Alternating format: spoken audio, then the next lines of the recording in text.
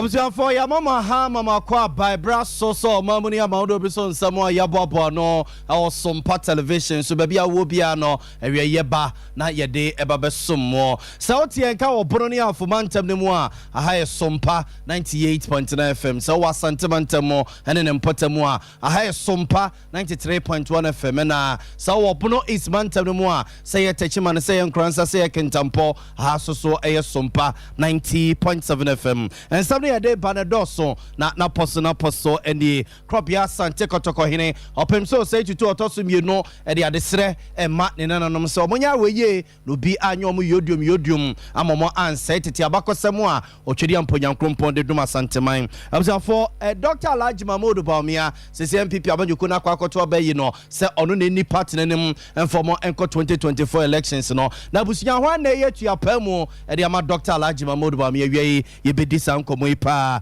Education Minister Dr. Osaya Waduchum dia tuja samampedina na dudanko akufo ado aban no setelia ngumasuomo ni die chire die sefata so mde wura ngumasuomo bia no wo ebeye dodo abusiafo enne ena abato nguma no a abato komisa de mpenimfo bia mutu honum no dwumadie ni nyina ekwawie ni ebusa se anyembia wakọ akwakohe odin se o voters register ni mu na yate yensem twefo hweso a abusiafo yebechi no mamu ni ahwese ne dwumadie no esi ekro we ni afoforo pi no a ene akekese ene yan se kase a baby awo bia na wie ye ba ne de aba besommo asedan koma 21st clinic yese sciatica de abusiafo ne 21st clinic ne yenhwemfama mizo ne 5G drink no and one yenu num say oh yeah wedding oh yeah party open drink I'll be serve us amana 2 anymore mizone 5G 3A Herbal Center and the 3A cool capsules abejo so ebusia foko no city city bia na ehyiase na tuase ediama wo Tabita Clinic so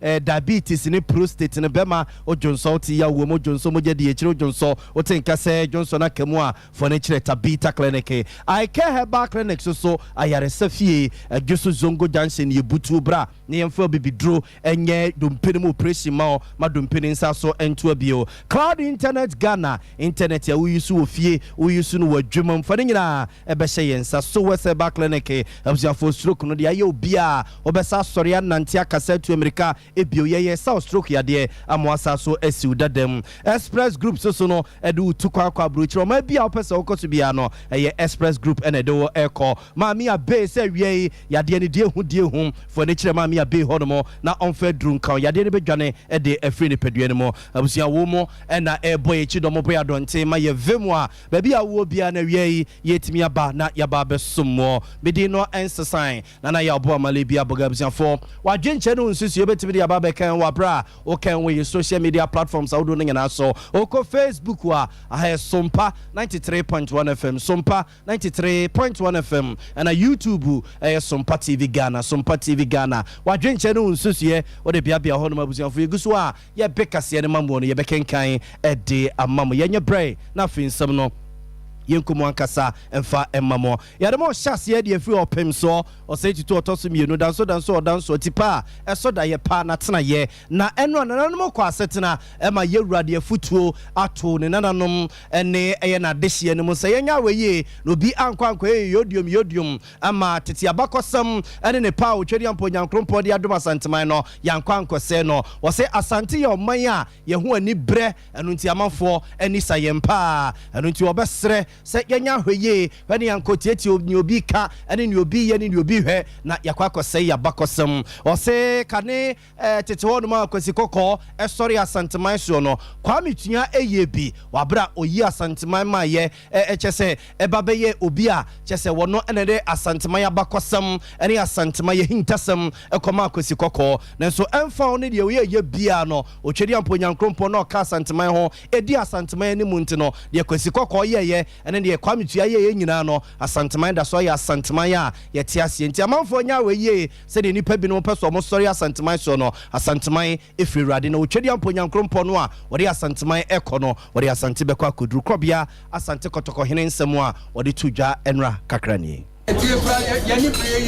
yanya prak yebeti Africa na prak yenya yebeti Nazareth ya ho hi ye bepam ye nyina na wo mo na se bi ya be ye na dwene ni ba ma kwa mpia no nyina ye be ya ngwa prak you bi ya sika do ti prak you bi wo bi azo azo for yani ani ye say ye na trampo wo mo yebeti che nyina pam ye nyina se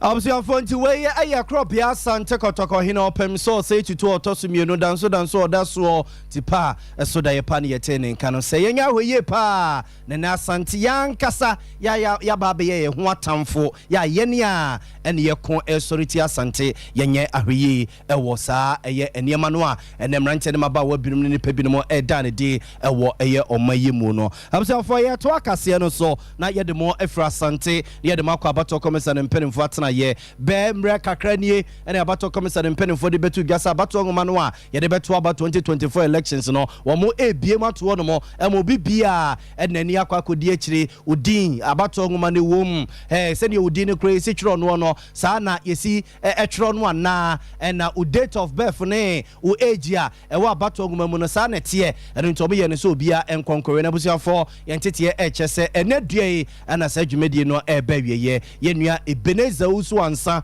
anantim ye no enkodi nkomo ne nkobisa se ne akeka na etese pa ebenie ma han mejo so boga mejimedi se ho ye ndam ya dom me ho ye eja Ghana for se ne yesi ye moto ho yi ya ye betretena ho atratena ho no a ene adwumedie ne kwa wieye no onantim na akeka na etese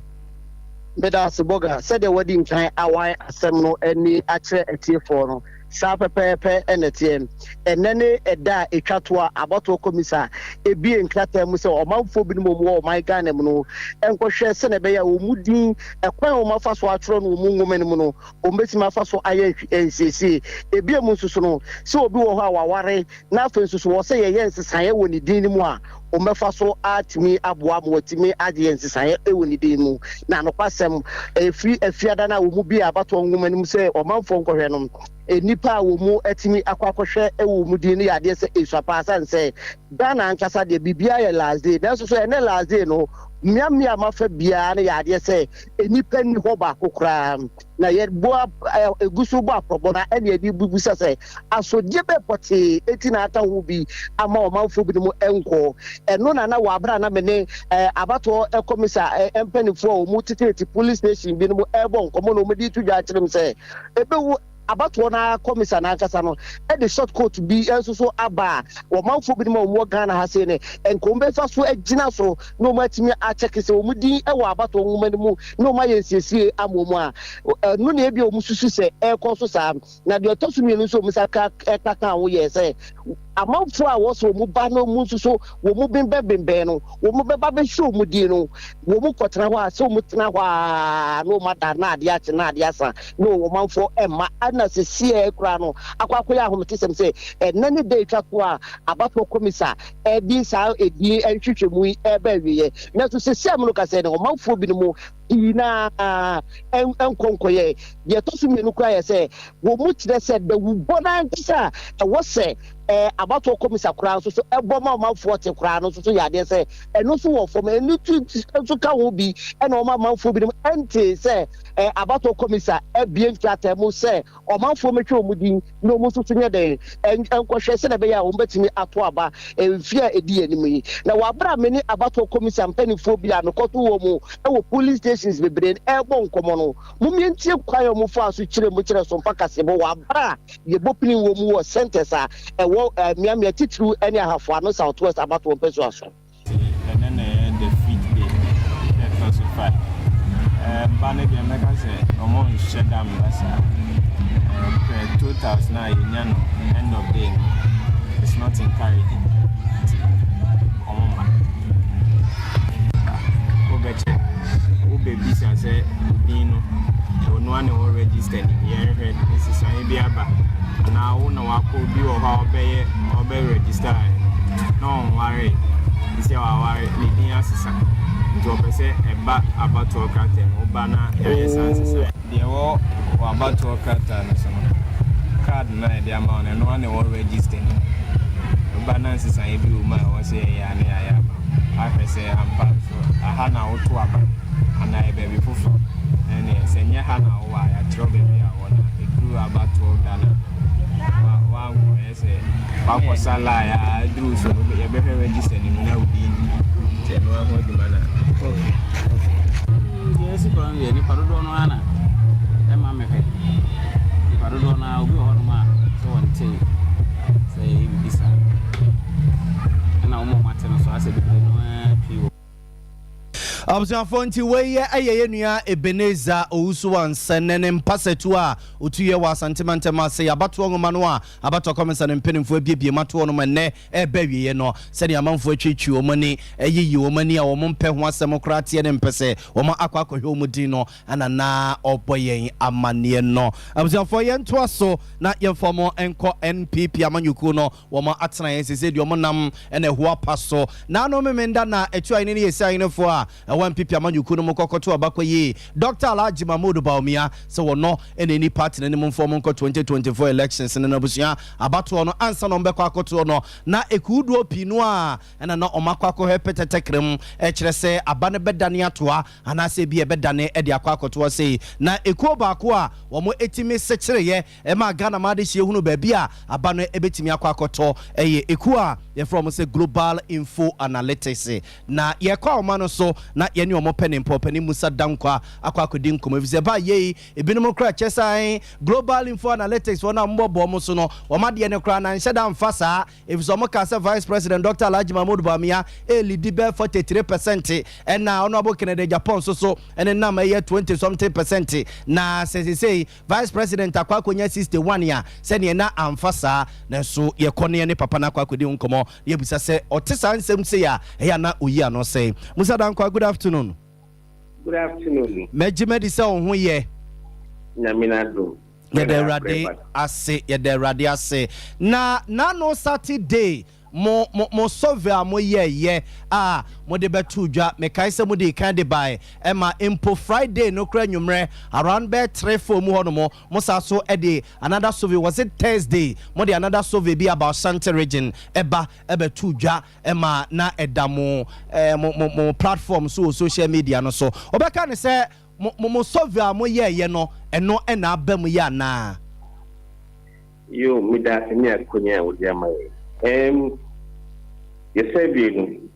sa na ba mu sekete omo si enye sa na kan no omo tia emwa to understand opinion poll ye ka say vice president Olidi Yankasi Olidi with 43% na Kennedy so follow with 23.5%. But Mukaya, Ebo Moamania said, a little 14% this is Omudim as Omon country, and a Musu 18.3% there. I feel Omoya margin, Omunyani margin has to vote for. In the 43, no, any year prediction, any amount for Omkas on Betramalo. Oma ye million, Oma 43%. But almost Oman country, we almost free more any year. Was Abano Mabatu. Ombetua, Betamai. And Oma almost say Omo on the television, almost Omopa, number 12, Ombetamai. Ye na ye share ye bitamu. Na ya say. Omo amusi omo ye on the television, on Betamai. Omo amusi omo ye on the television, on Betamai. Ye analysis one. Me eno amanye injection or your prediction. Even though you can say about me ABB 43.5. The some can say you better abandon no 58.4% plus or minus 1.9%. Inti omo kasa omo ntiase ayomo na afi no musia with time we all understand and appreciate what we are doing. na Musa eno no ye first half Musovia moye ena osa so ma yen second half mibrebi says MPP amanyuko no kokoto ma bawie ekoyi omo flag bearer te say Dr. Alhaji Mahmoud Bamia be flag bearer and the MPP amanyuko no ne mampeni da John Dramani Mahama ene kwa mampeni da John Dramani Mahama ebe beat no 2024 elections ni mo sa asem na oka ne mrebi no still out da so gina ho ekuta sa asem ni mu ana that I'm because new survey view. So this year, you at the point you have data. So you could be not a teacher. But for now, almost 48.3% on the John Germany Mama. It means that we lead Yankasi will be 48.3. Okay. Baumia Edinechi 28%. Alan Edi Baumia 11.3%. And a Jackass almost what. But Ghana for a move 5.4% say only undecided. And a move 3 point something say they prefer somebody else. In this if you may prediction you may share this number see. No, the prediction, and it's different from the full numbers. Matwase na say sa na tia se ne odi amaye ne se sa na odasoa ejina ho no mo a Ghana for na mo ne wo ekasa ye no e de asem no mo kan se bia MPP eye 1 eye 2 eye 3 a e bia madwene betima sesa na ya maintain MPP o man ka bibisa amfa nkyerema bia obetimi e de 2 MPP for say o mo ka se mo ye we de bia o madwene besesa o man ka bibia sa It's a Ghana for a number of questions. If you sound say, Nema means something and profession at Wamba, besides personality of the individual. Number one, almost say economy. Number two, almost say jobs. Number three, education. Number four, corruption. Ghana for in the party here, we need election. The most important thing is to give hope to people. So, I'm going to make the economy better than the other options. Okay. And even to say, so we believe and program to address job situation will be the priority. And education is a priority. And that is for a year. The biggest one so these are the 4 key areas that Ghana was on the job. But the third beside almost said, almost said about Miano. Ana Mahamalo, Ana Alano. Never be a book mom. Dinner umbekessu. Accept that personality. Atwaba man up that person. Omoka competent. Better manage the economy. Will be able to fight corruption. Will be able to transform the country. And the example. On all of these moves, Mahama was leading all the other countries. Musa, yadasi, me na wasi.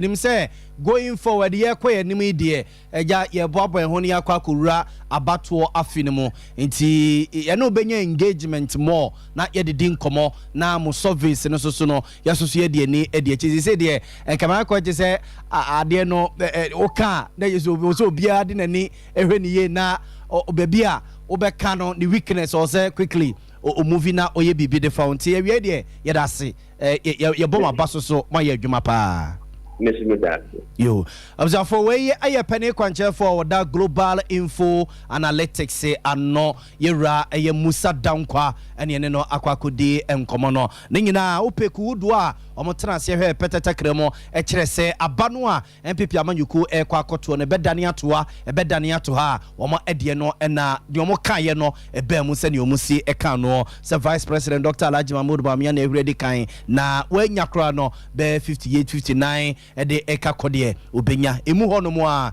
na Vice President Dr. Alhaji Mahmoud Bawumia so e de nkonim no abzanfo eguso ade mu gira MPP amanyuku na tena ye ene wo no mo akachi ye wompo ano de na yesa nwiemu ane ye wo mo nam so na ehua paso sesei wo mo to o ma bawie memene da abzanfo wo mo akwakoda twedi ampo nyankrom panse o ma hyase eja minister ne also okọ adwuma wo okọ ne also no so no ekọ na tena ye kokọ ye adwuma no wo kro no a ade ba ko so sesei ebobo ba e wo MPP amanyuku no ma ye akwakoda ne manso ekọ ye da wure eye obi a obetu apamu e de ama Vice President Dr. Alhaji Mahmoud Bawumia sesei etwa ni yesa nyine fo na akwako yi no so no na any part nenim enfom ko break 8 2024 no and yedin pinu a na aba bonten honorable say mensa bunso yemra sebe o womra sebe fiem e ma de hye wo so me abaton pesia so the DAD yemu pa ma me akoso afremo opare chief of staff say wono susu ni DAD him Joso MP lawyer Dr. John Kuma wono susu ni DAD him Dr. Matthew Poku Prempe na posusu edin edimuntintimai pa na Dr. Osaya waduchimu a wono susu yemra sebe o womra sebe fiem ma de hye awobosomchi abaton pesia so the din susu dia de ncheche wom na yera jo se usu jo wai so edin ene namu kakra che se de nipa omu di piepie no honorable Patrick Yaboama o kan kwe central mrase adwane wono susu ni din edi eye entintimai wom na honorable Brian Champon so the D Eboboba away pa na busuafo nam so ma ye nuaba ya Grace etisi Montene so ene Ghana ma de hye bi no medi nkomo se de MPP ato aba wi na hwan no mu fi se Dr. Alhaji Mahmoud Bawumia e de ne yetua pamu a ebeboa no amaretimi abreki 8 2024 omonsem ne me de me hunu se mboa because akwan a untumi de Canada fason osan be vice my yam hunu se yam go ase kura ma ono ntini kwan so you team so be vice ada so be stay part in the one plan for the time ma on san go big power maybe so be vice nyampanka Bawumia de Kennedy Japan and vice and Kenya because Kennedy why popular na Bawumia so intim bizenka or the yanka ebeboa pa ma it's not 2024 in Colombia. Is a miniature said they walk on and the theater so they vice what I said so any vice they think Omuna Zaba Cronsa Pioneer was a Bianca Bacana Comas or man vice now miniature said or no super of their vice in the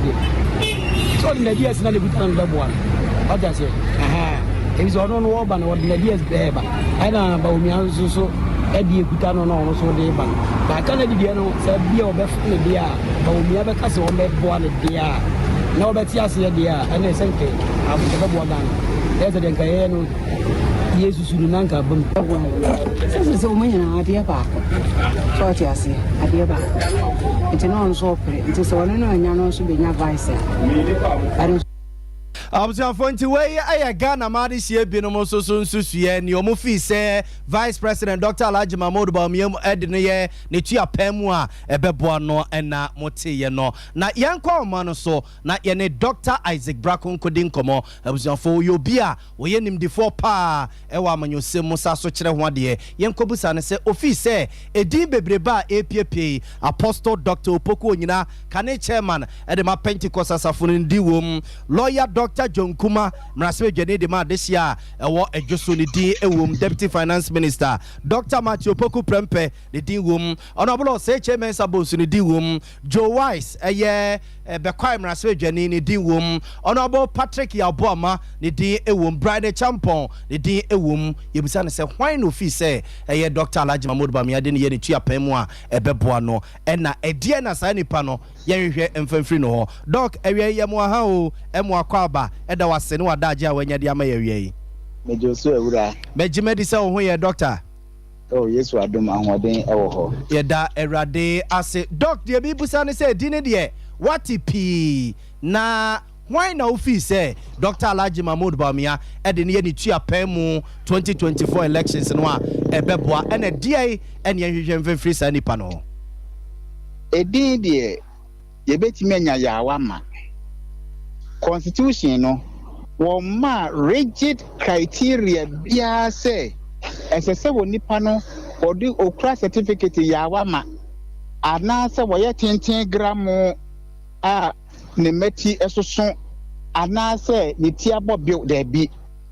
de wo ya ne se onipa no wanye mfi a constitution di ato ho no a odi mampani ebe yie mfi aduanan ne ne moroye na dwene mu da ho won ko ye afa asembie ne ne ho we no mu bina na de hia pa wo si ate pense abase nanka yewura Ambrose Jerry nanka o mampani amanfo se ko ne ne nko enso o mampani na ochusu yewura Bawumia ya tenso pen first session of Fourth Republic say NDC esuno etiniama nyokuo any ebro eko eto kesebi Progressive Alliance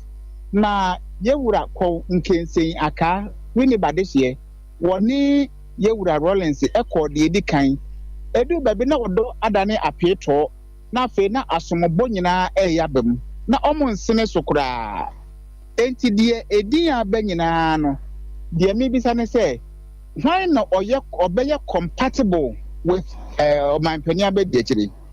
anya so wabodin no huna akeke omanpani abedi akire no esese wonya obi a obetimi na sene so na omoye adwuma na omho behin han wo mo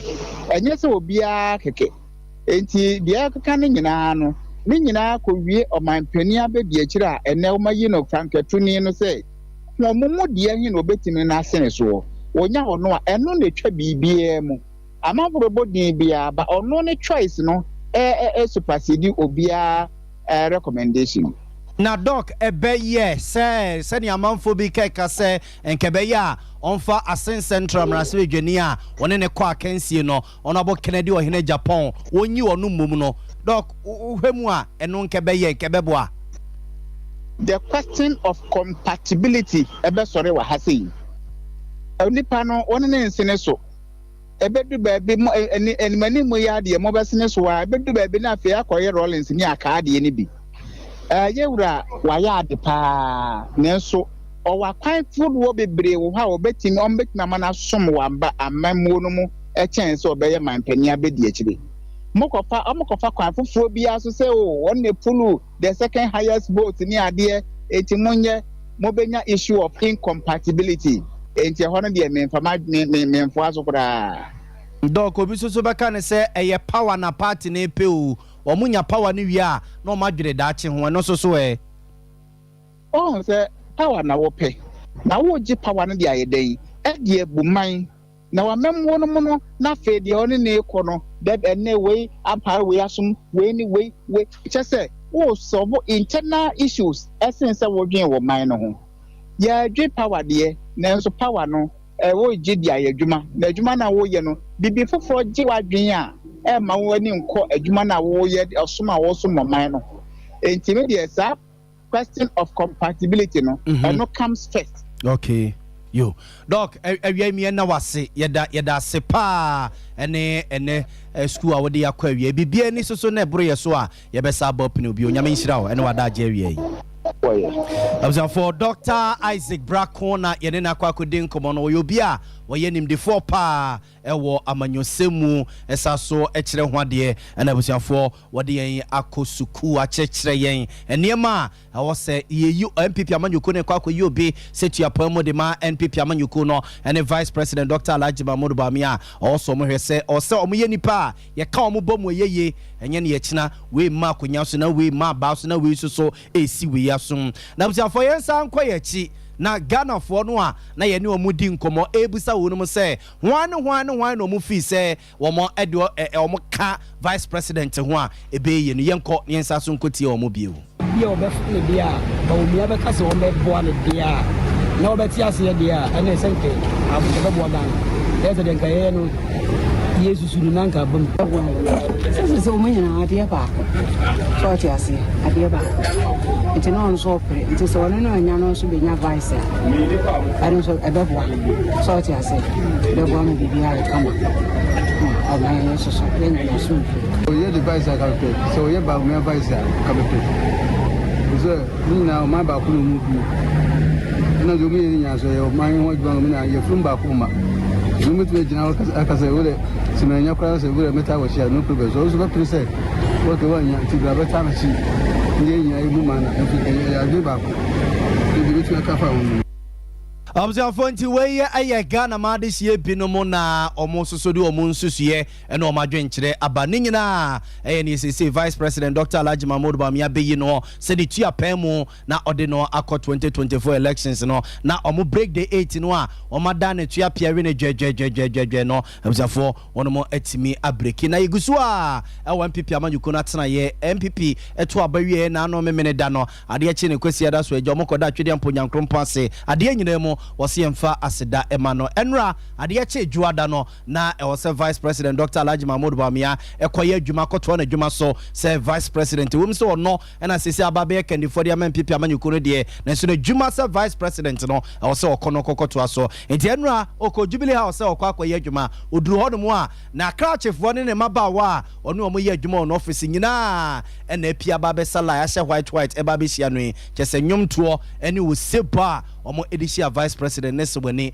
and Sesi Kacho Yenkotie Yenkohe and in Samoa Vice President Editu Omonim. I want to thank all of you for the hard work and support that you have given me in this journey to become flag bearer and presidential candidate of the great new patriotic party. You've worked very hard. I know sometimes I've been a hard taskmaster, but I think it's all worth it, and I want to thank you. But this is only stage one. So after you celebrate this afternoon, you start work again. And then we move forward because there's a lot of work ahead. But I cannot thank you enough. You've been the best staff I could have ever wished for. So I thank you. God bless you, and God bless the new patriotic party, and God bless Ghana. For Vice President Dr. Alhaji Mahmoud Bawumia ni yetene nkanu award da CNS secretary ampoyankrompo se onhira MPP amanyuko onhira Ghana onhira obia titiru ene na krachefo no omo ye adwuma wo na office wo se du ba bia na enema mu odene ne so mote na se hu se de okon na edanimu no enyo koketo se first round ne de omo de akwakogu ne kese pa ena ewo omanim sese no ye to aso ne de mo fra amanyosemo na ye de mo akonsem fufrum na mansukuru je adwuma eko Ghana Water Company Limited for ababeto dwa semo a adehye tinkra pumpurema ntemu edie sese de ensu dokodoko ya mo mo bebagu o made paswa kesu eo akese nyansani na wade no eho akwa atwe setete wono mo ba pade ama adehye a ewo enkra pumpurema ntemu yesi free na anu fiadande banyina ensu ohu odene pa ewo enkra pumpurema ntemu na mansu kruja adwuma eko Ghana Water for ababonte kire senye wo mu awu weja dam no a weja dam na akofo we no nyina ba opene Stanley Mate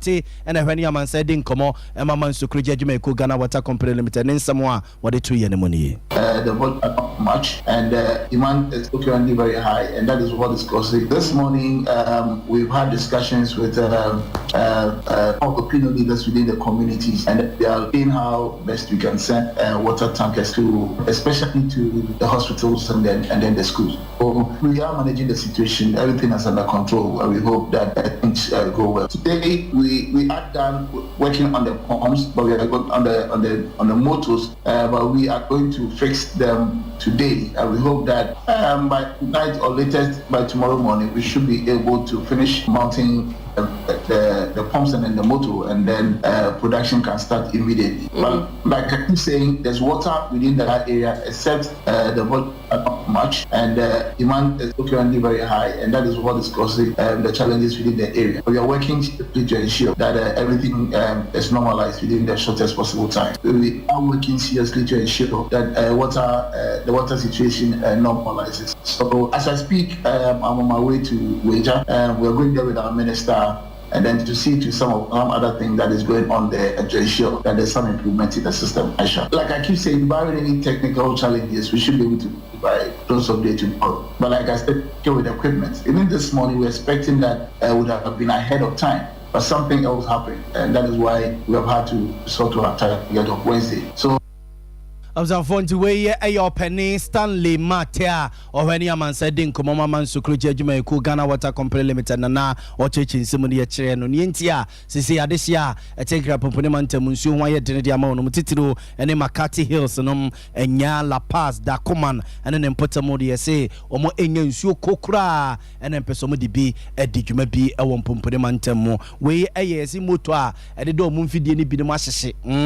I say, in Jeffrey no Musi. For asemi ani de achi de befa to bia no yemfa enkamemo na ye dai ho kakra ba na ye na 21st clinic ase siatika yade no ntire no efiri usisinum e de kofa to ase e fa osrem fa nankokom fa nantu e de kosi unampo no so atwewa e bedu ba bia na yade akwa kosi duabone edutuo ne ade a ye siatika yade obi amodua e na obi antu wadu ntimesro for nature 21st clinic no ya asabia ya gia tumu se sa yade no ma bi ho no mo ho mfidie wo hunura o mo edibetu ase yade ama okumase ehwa overseas alpha radio nchen Obase Council Quarters Accra Dome Sunyan Enkransa Techiman Sosono ya ohonum eni ani nkomo 0540311311 Mizone 5G drink no iguso aye nonom ope drink ya ebemo ahode sronkoma adwuma bia wo ye bia no watimi dia ya eye 5G no ena Mizone soso wo ye wedding wo ye party ope drink ya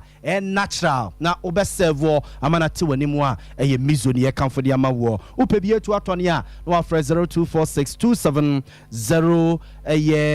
221 0246270221 3A Herbal Center at the 3A Cool Capsules Abegua Service for Coco no seni city bia ebehia de free ne pedue no mo Coco ntida bia okwaku don surabana wota de chiro one time no bema eya ye mra he onya 3A Cool Capsules obeboy Coco Master Coco ntida bia wonu su yotum Coco ntida bia omini ya ohene Coco ntida bia de niema ewrewre waso saa ebusua for 3A Cool Capsules be ye dwuma de ama for the Drugs Authority impeding for giatum enya na ewo dwaso odo ne kire Colinac Danny Herbal Mr Herbal apedankia obenya ebi etu atone na ope ho nkire mu ne ho nkomo bia for 0546 1071 07 Tabita Clinic say diabetes no and prostate no for ho dwuma e be hye yensa ne yenye mfema obema ojonso ti ya wo mo jonso mo gede ekiro jonso o tinka se jonso na kam ne ntimi ma abuye eye Tabita Clinic ne ye kamfo dia ma wo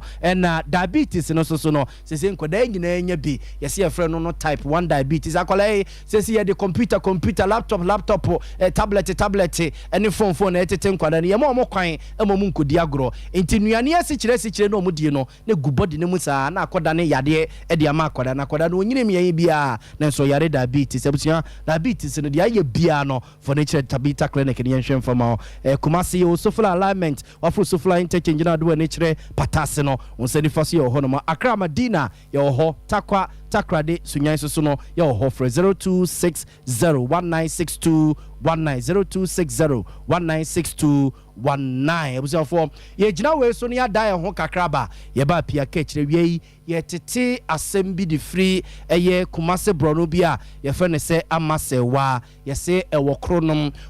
Amasewa hospital ya tese ye si ejatum ewie ya kronom Amasewa hospital ya tese ye si ejatum ewie ya ye dai ho aba na ye de mo akọ sisi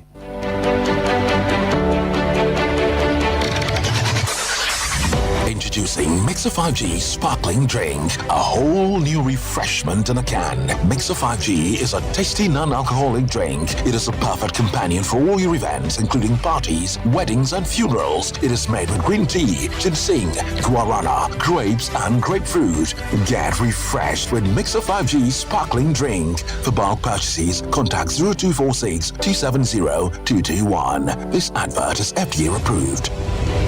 21st clinic aye sciatica expert sciatica no o nerves na wo to ase na fa wo siremu na fa wo nansia be si ase ho no se ho techema eno ene ye fa ne sciatica na etimi bubu o to ase ka wo se dwe wo sirem wo je ho ba bia enye na no na 21st clinic ba ye adwuma pa wo mu ye ntia baso bo ma je ne wo Ghana ha ene amono ne enyasam ketewa wo mu ji international awards ahodo wo mu ji local awards ahodo na anu nso na wo mu be the only sciatica research and treatment center in Africa bibrim hano ebi ni baby agi se 21st clinic nkoa wo mu de bibiduro ene besa o yare no masa de machine aka ho yare sabia yare bia wutimi de ko ne mama de ba ko a wo magidi wo mu pa no sciatica ena stroke nso de kwa diabetes ne hypertension ne ade Ghana ha baby a wo mu ho 0540 311 311 0540 311 311 na 21st clinic wo mu ye sciatica expert.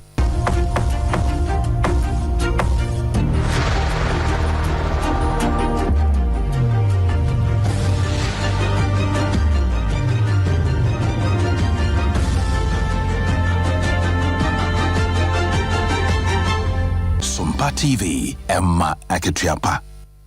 Observe esa so mama kwa ba bi oba Sompa television ye wi aprem to breka se so se o tie nka e bono ne afomantem ne mu a ha se ye Sompa 98.9 FM se o bono isimantem mu se ye techman se ye nkransa se eye kentampo o tie nka o Sompa 90.7 FM so na so wa santimantem ne nkwado a ha so eye Sompa 93.1 FM abusia for ye nto akase no so mama na se ye kono be ka kire mo se ye tete se eja ato eye amasewa hospital a okumase brono e frene se eye krono mu no yenkone ani odansini bia wogina hono mo Josephine anonkodi nkomo Joe. Good afternoon. Good afternoon, brother. Nampacho ho ye de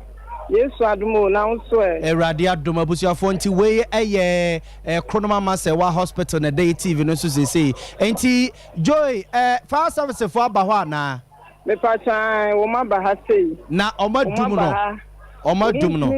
omu bomoden bia so mbetimi adum no na eja no enya asam ketwa kra na utietie mu a eye de ne kofa eja ne baaye nyamie nim ne die ne ma eja ne baaye die mi se da hu na ye wo hwa ne ti de na chese ye ne aye ne bes no esese wuti de no tie be ha de kudie ntia de ne koso ye pie ba na chese hu se ejana atoho nti modern bo bia ye so ye boy ye ne se be frefe na fire service for so de du ha na umbe ya adom amaja no anu abrase amai nti se no ho adwumadie na fire service for no so aba omudi na omubo mu ho modern pa ejana nyankwala eja sa na yesi amasewa hospital eya hospital de se ne na ayarefo ho ana ayalefo ho na nsu nyame adom obi ahon kan okay na je se maboa ma omo yiyi ayarefo na e wo ho no ho nyame adom obi ahon kan asomdie wa ha de japade mom na aseye nipa bia ahon kan se eya hospital no ye mi hwe de se eya brosan ye to so be mienu meboa miensa dan ni nyina na ye hospital no ana me pa cho say me say dan no abrosan na to so miensa ni nyina e na ye hospital no ni nyina ye hospital eish ene ni japade ese japade de ebi sei na say fire service for modern bobi na ya ma ye boy nsem no na ke se fire service for na aba ho no omo bomodin ti mo nyina mo bom nsem e de ma omo ho ye boy nsem de ma wo mu wow o ma ye adwuma so pa wow ma ye adwuma so nya asam ketwa akra na udi wani bu a moti se ja to dan mu be time be na moti ye udi wani bu a me te ne bad quarter to 12 mu hɔ na me pie firi me fie. Okay. Sabra na me many bam ho so. Okay, mate. Jo eni yeda wase na mo so no when am ntwitwa fire service for na mo mra mo chi kakra. Ma wo se asem ben. Ma wo se asem ben fire service for ne car no. Mo ka cho mo so mo mra mo chi kakra no mo ntimi nya adwuma no why? Mate me ka che Matthew yeda se we eye nuaba Josephine Anwa ono no etisa bia honom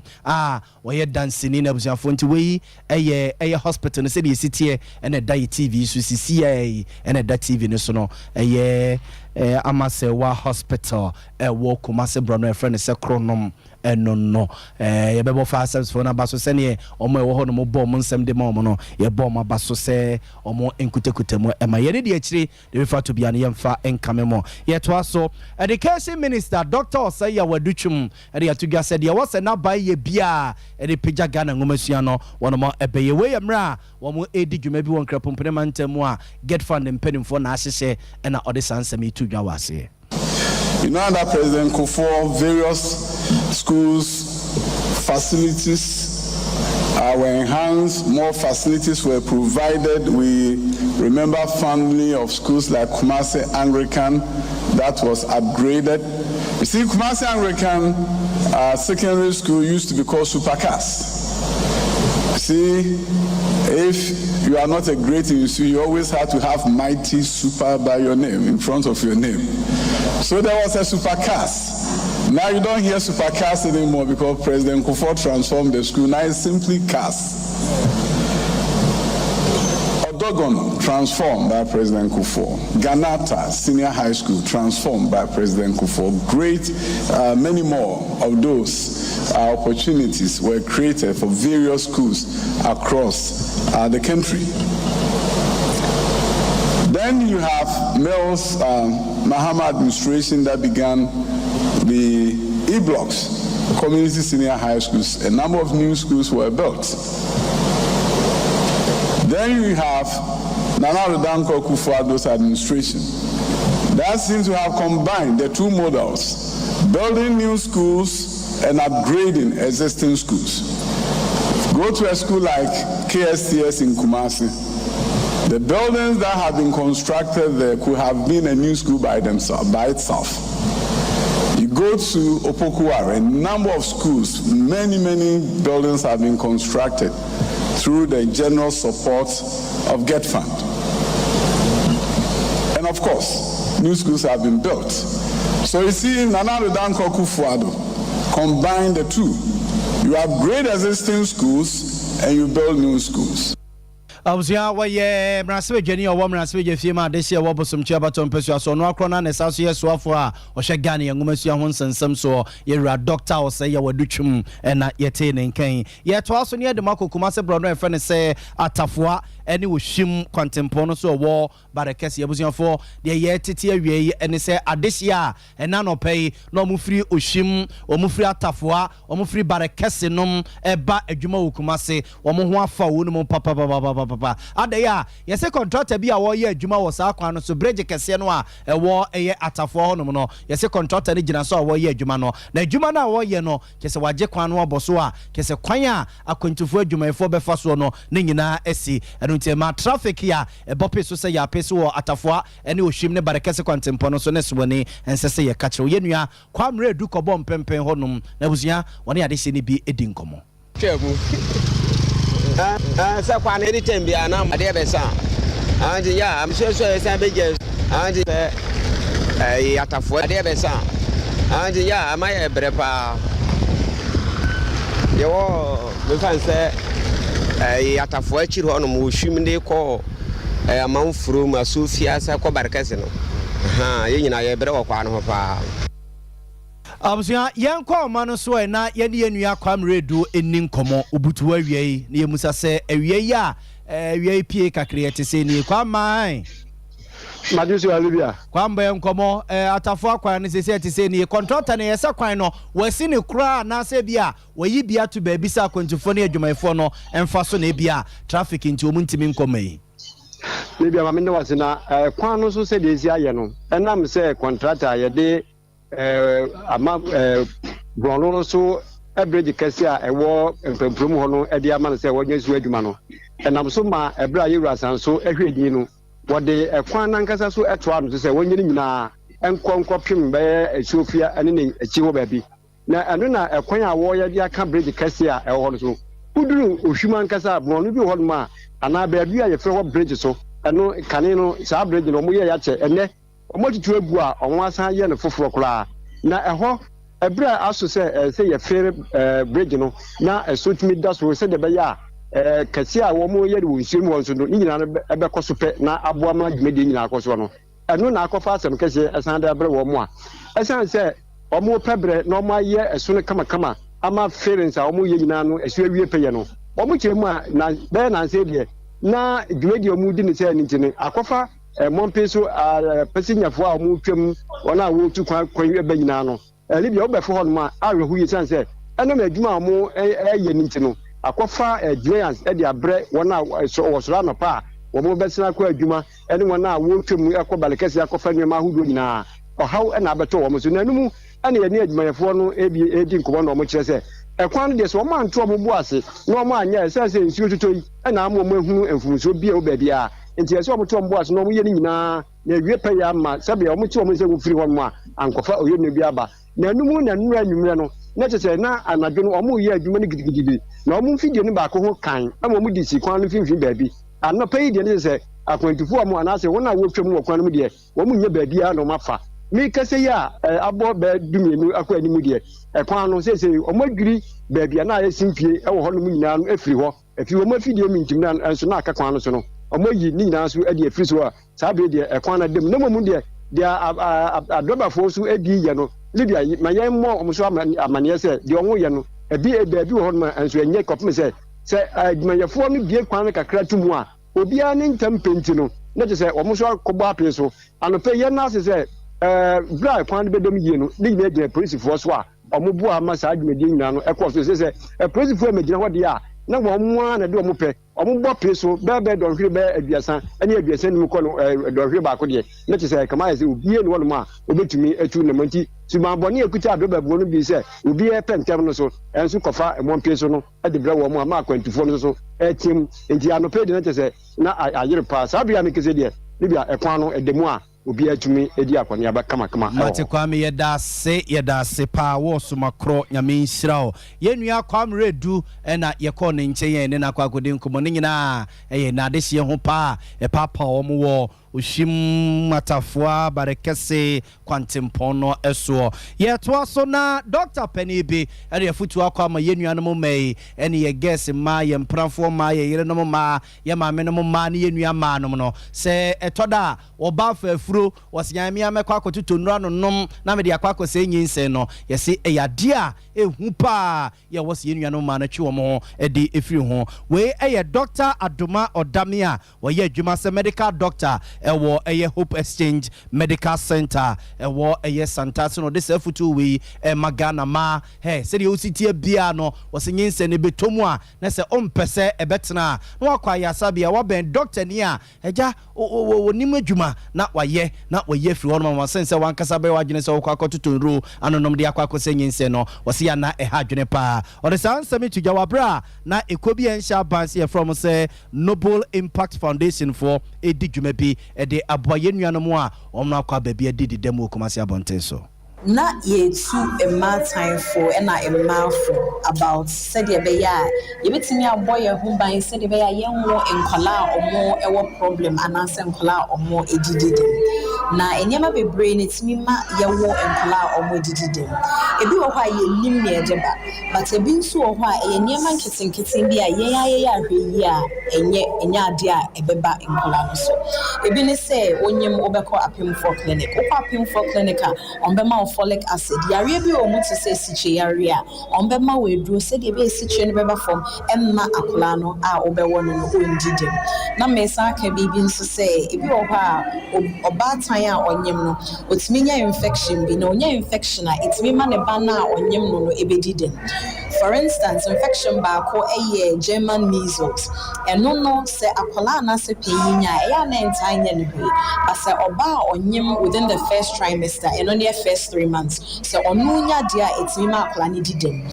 Observe nti wey Dr. Aduma Odamia oye adwuma se doctor ni Hope Exchange Medical Center na yetene kan no akire Noble Impact Foundation pedimpa Inshiraba Asante Prince so no de kakra so say World Health Organization MIA NCAC say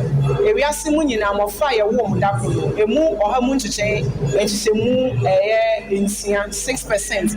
na ebe wo mu na omudi demdie na eba asase so na afa so sa demdie no so no edeka eba beto awofo no so esan say awofo dodo na sabi ombe wo mofra bi omutesa na ya na sabi efie edian na say omunni sika ombetimi ede asho omu emano ewo ayaresabia esan say ne sha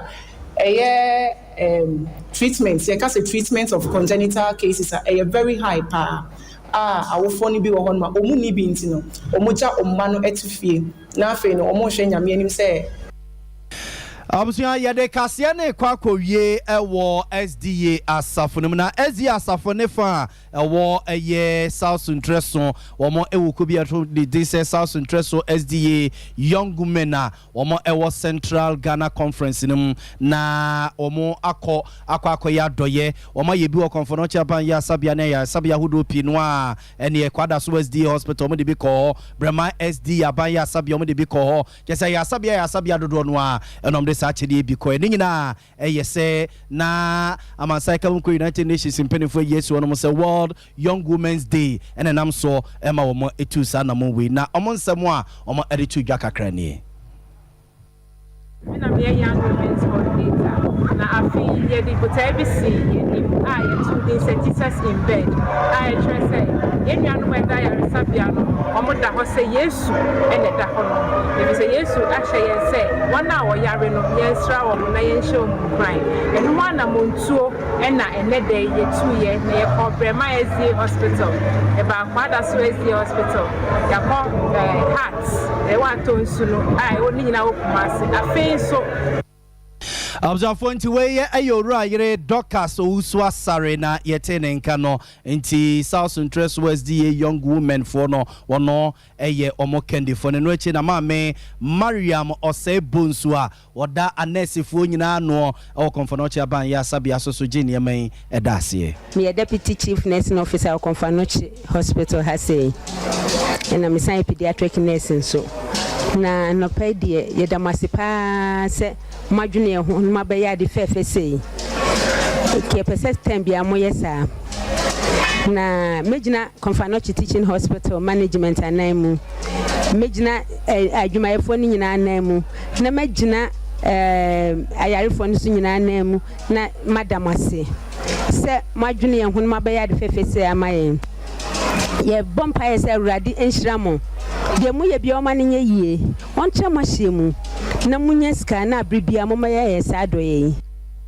Abzuanti weye aye konfonochi aban ya sabia mpenim foso so na jeni mai eda emaya no ase no I care herbal clinic say ayaresafie na dompeni se bu sa freche sa to ede afa ho fo ne kire ayaresafie a ewa jusu zongo junction ye nto amfama yankase abibidro ya na ye de to dompeni de amawo for 0530721165 Cloud Internet Ghana internet awode ye adwuma wo fie ene adwuma mu de fo ne nyina be hye yensa ne yenye emfa emma ebano Wi-Fi num CCTV camera installations no man nyina ye bi free 0244601933 0244601933 so what's herbal clinic yes stroke ya de no ye betu ase mo asasi udada mo bio obenante obetu America obekasa yenkosa stroke ya de ema wonkochia yenkosa stroke ya de ema still ano chese onkonkochia nkoka dem we yes so what's herbal clinic ye wo Ohwim School Junction ane barakesi ni ninkomo